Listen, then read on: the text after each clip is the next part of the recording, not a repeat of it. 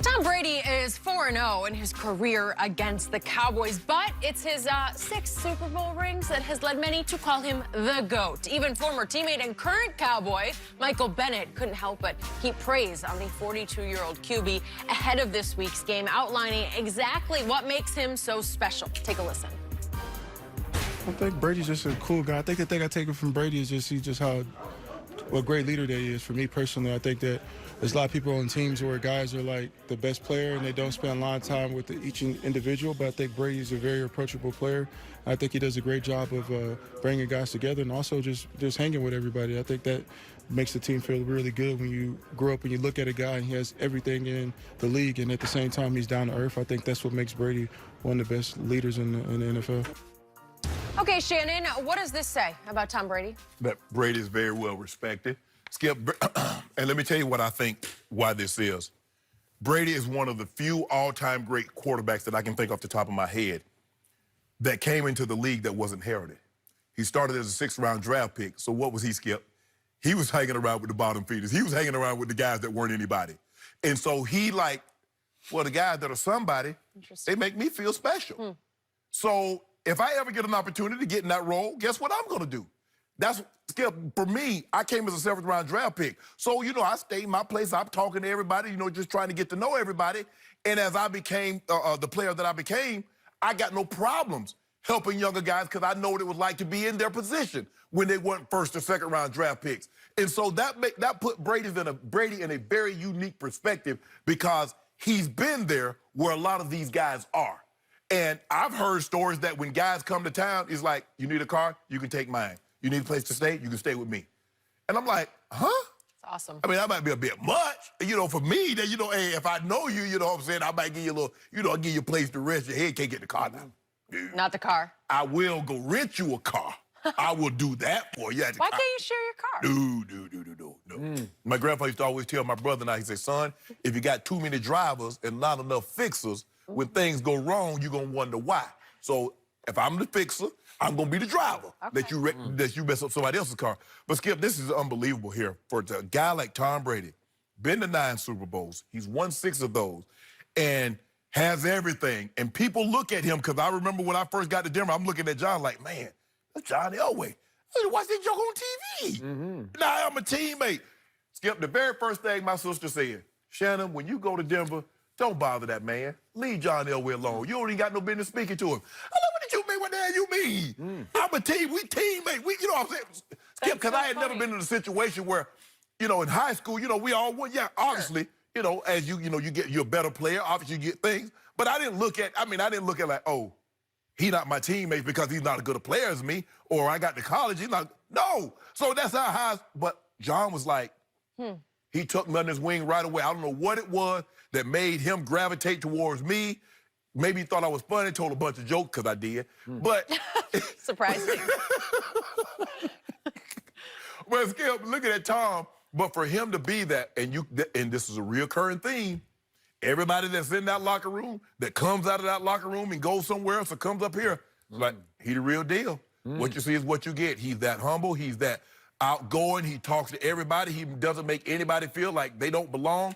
And John was great at that, Skip. Sometimes we would have nights off in training camp, and, Club Shay Shay was bouncing, the music going. We had a couple of them cold things going on. We rolling dice, playing video game cards. Guess who was right up in the room with him? Rolling dice, playing cards. 7, John Elway. That goes a long way. When the quarterback, that guy, the leader, obviously the best player, and he doesn't feel he's above you. Because he could have been like, man, I got to study. I got to do this and that. No, he right there. And for Tom to be that way, now you can see why everybody will climb the tallest of brick walls for that guy. Before I comment on Michael Bennett, on Tom Brady, I'm going to comment on Michael Bennett, period, yesterday. There's too much peace and love coming out of my locker room this week. Oh, my goodness, Skip Bayless. I needed chips on shoulders, and I'm getting nothing but sweetness and light. So you want Michael Bennett to say, I'm going to kill Tom? No, I'm going to get even with Bill. Bill cut Michael. Interesting. And he had nothing but glowing things to say about Kill him with kindness. Bill Belichick. So that's worrisome to you. I hear what you're saying. Kill him with kindness, Skip. Listen, Michael Bennett's got edge to him. Yeah. And maybe he's just putting on a front for the media. You want edge. You know, This joker here. you got any issue, you know, with why were you cut in New England? He was asked. I don't know. Ask the coach. What do you think of Bill Belichick? He's a savant. He's a historian. I learned more football from Bill Belichick than I've ever learned from any coach. Did he lie? If I ever become a coach myself, I'm going to take away so much from my year with Bill Belichick or whatever. It wasn't even a year. It's just a few 6 games. Okay, I believe like it 8 was. months. Yeah. I learned everything. He's all of my I'm putting words in his mouth. Like he's all my previous coaches rolled into one. I took away so much knowledge from the great Bill Belichick. You don't have any animosity. No, he said nothing in this business or nothing in the NFL is personal. It's all business. It's all business. Yeah. So he's just shrugging it off like, Ain't nobody like it's you okay. hold personal It's okay. grudges and vendettas. okay, well, I needed a little bit of vendetta from Michael Bennett this be week. I angry. needed some, huh? You want him to be angry ahead Come of this on, one. Michael, I get it. this is it. Your chance for a little revenge. Show them Well, what they're missing. Get even with them. Okay, what if he said what he says. He goes out there and sacks Tom Brady twice, strips him of the football. You okay? I'd be great. Is that going to happen? Are you predicting that? I'm just saying. I need him to play angry. I need Zeke to play angry. I need Michael Bennett. No. Those are my 2 angry candidates No, this week. no. 21. Don't and play. I don't even know No. what number. It's anywhere. It's like 79. 79. It's You're Harvey weird. Martin. It's like, what? 79? No, Skip, no, you don't play angry. You got to take the most. You got to play No. calm. You fuel it. You channel your anger, right? That's exactly how you were, right? Yeah. Calm, composed. Yeah, Skip Stop it. Yeah, I was calm. Just got to be calm. Yeah. The still in the water. Okay, so Michael Bennett just got in a very long line when it comes to Tom Brady because even James Harrison, we have often on our show right here, James Harrison has as high a BS detector as anybody I've ever been around. He just lives skeptically because it's who he is and what he should be. So he admitted to us, he walked in that locker room late 2 years ago when he was acquired by Bill Belichick with his radar way up on Tom Brady. Is he a phony? Nope. James Harrison swears by him. Didn't swear at him, swears by him. Didn't swear about him, swears by him. Right? Yep. I worked with so many expatriates at ESPN, and not one of them had one little tiny negative thing to say. I didn't even hear a but. You know, but he can be a little difficult. Nope, I didn't hear any difficult. I heard that he's just the best guy you've ever been around in a locker room, and they follow him. He is their leader. That's why I call him the best leader in sports, and I think he's in the discussion of greatest leader of all times. I think Ray Lewis is up there. I think you're in that discussion. But I don't think Tom Brady gets enough credit. Part of his package is this intangible of locker room leadership. Right. And he sets the tone. He lets Belichick get away with being Belichick. A lot of teams would have revolted a long time ago. They would have mutinied on Bill Belichick. Well, if you can get your best player. That's correct. If he can become your hardest worker and he buys in, there's no choice. I mean, when guys would show up to work out and they see John running,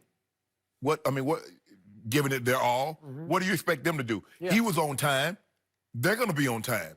Tom Brady's not showing up late for a meeting. Nope. Tom Brady's not coming there BSing. I don't know how much he works out with them. He probably has his own workout that he does with Guerrero, so he's not required to lift Nope. At the facility with their strength and Yet, conditioning when coach. the final horn sounds ending practice, who's going to stay out there and keep throwing to his receivers? That guy. Right. 100%. Win sprints. Okay. He's running. He's going to run, and he's going to be in the best condition he can Right. be in, albeit via Right. Alex Guerrero. Right. So in the end, what I love the most about him is you see all these stories from guys who got acquired from somebody else's practice squad. So this guy's walking in the locker room as the 53rd Patriot. Up will walk Tom Brady every time and say, "Hi, Bob. I'm Tom Brady." And Bob is quoted later as saying, you don't have to came tell me right who up you to me. are. That's awesome. I know who you are. That's just common because that's the way I introduce myself. Hi, I'm Shannon Sharp. I know who you are. It doesn't matter who they are. I mean, obviously entertainers and so, but it's funny that, you know, and they're like, I know who you are. But for Tom to do that, Skip, it seems like, he's sincere. But I still believe it goes back to him being a 6th round draft pick, him starting from the bottom, and the way those Patriots, and I don't know, I think obviously Willie McGinnis and Ty Law, all those guys were there. that made him feel special. They didn't shun him. Because and sometimes, you know, guys come in there that think they're all this or all that. But it's not normally 6th round, 7th round draft picks. It's the higher end guys. So if you think that coming in, and you're a high tier guy, and you go to have success, you kind of detached. Tom Brady has always been attached because he was a 6th round draft pick. There was no reason for him to feel special or think he was special. Now, Mr. Kraft tells the story that he walked up and Tom Brady was on the field stretching, and he says, "Hi, I'm Mr. Kraft." And he shook his hand and says, "I'm Tom Brady. I'm the best decision you've ever made." So it shows that, Skip, I got confidence in myself inwardly, but I don't need to project that outwardly. And that's why guys gravitated towards him, and that's why he's the leader that he is. Okay. Now, just to be objective about this, it's ironic we're talking about this week because, in truth, we have seen nothing lately but mopey Tom Brady, and it shocked me because it's anti-leadership. It's not the way he should be. This week has been different. He's human. I mean, you know when you're not playing bad. Everybody can stats When can you say are all the playing bad. when you play and he knows he's not playing up to the level that he should be playing at and the level that he's played at for such a long time and the standard he's set for himself. So he knows that. And because here's the thing, and he understands this. If he's on social media, playing like he's playing, like, Tom, what the hell are you on social media? What you so chippy about? Did you see your performance? Interesting. So 0 dark 30. Tom Brady. Old James Co-opted it. Oh, he co-opted it. Approachable, though. Quick Tom story for me. I'm doing a story about the Big House, about Michigan football.